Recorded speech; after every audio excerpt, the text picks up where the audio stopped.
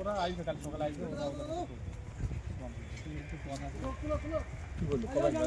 না আজকে আর নয়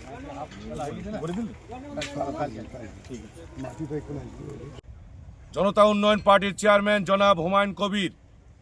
বাংলার মাটিতে যে পরিবর্তনের ডাক দিয়েছেন, তার মাটিকে শক্ত করতে, তার হাতকে শক্ত করতে তামাম বাংলার 10 লক্ষ মানুষ নিয়ে আগামী 31শে জানুয়ারি শনিবার দুপুর 12টা থেকে এই যে মরাদিঘির মাঠ আপনারা দেখছেন, এই মাঠে যে জনসমাবেশ সংগঠিত হতে চলেছে, উল্লেখ্য এই জনসমাবেশ বাংলার মাটিতে এক ঐতিহাসিক জনসমাবেশ হিসাবে আত্মপ্রকাশ করবে। বাংলার মাটিতে যে নৈরাজ্য অরাজকতা চলছে, তার আনুষ্ঠানিক পতন আগামী 31শে জানুয়ারি এই বাংলার মাটি থেকে শুরু হবে।